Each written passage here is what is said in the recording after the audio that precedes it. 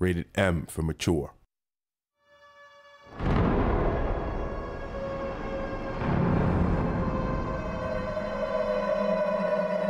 Time stops.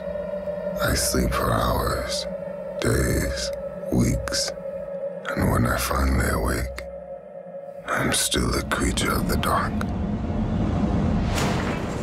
Riddick's always been tightly connected to Starbreeze. We had done a few games before that, but Riddick came out and lifted Starbreeze from being a pretty unknown developer to being a world-known developer. So we feel very tightly connected to this brand and franchise. It fits our mood, fits our style of gameplay. We want to make games that the player feels like I'm actually part of this. Fishback made a pretty big impact because it was a strong character and it was a sci-fi movie that was kind of a bit different. It wasn't that high sci-fi. It was a little bit more gritty and low tech. And it's really down to earth. Everything looks like it has been in use for a long time and that it can take a lot of punishment. It's very hardcore. Riddick is a lone wolf.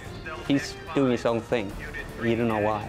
And that's kind of intriguing. I think that's something that most players want to know more about, but we haven't told more about it. We had this unique blend with stealth, action, storytelling, a little RPG even. It was an emotional roller coaster. Suddenly you had a weapon, you was running around, gunning everyone, and then you got caught. And then you're back trying to sneak around, and I gotta get a weapon again.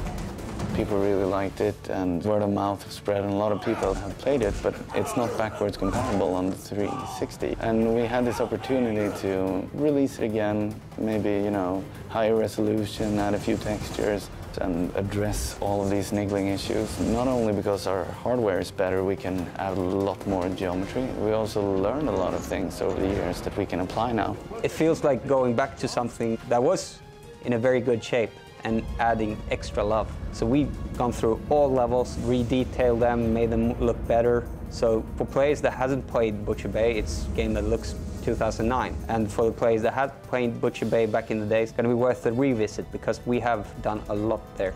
We first thought about extending the Butcher Bay campaign a bit more, but then realized that that would feel tacked on, so we started instead with a small chapter at the end, just a few levels. As the project progressed, we felt that we want to add more to this. Then we were up to 3-4 hours playtime, and we felt that we need more. We need more again. Luckily, we hadn't recorded story, we hadn't cast characters for the roles, so we were pretty free to expand the story and jam in more content there. The Dark Athena took off from there and became something really big. We see Dark Athena as a next chapter in the saga about Riddick. We have built upon the last game, of course. Everything that we have worked on for Athena, every AI improvement, the Riddick character, movement, navigation, everything, it's really impressive. Seeing all these things that we've learned over the years and tying that into a cohesive whole not only strengthens the old game, but we have this new game that's really cool. That's really exciting.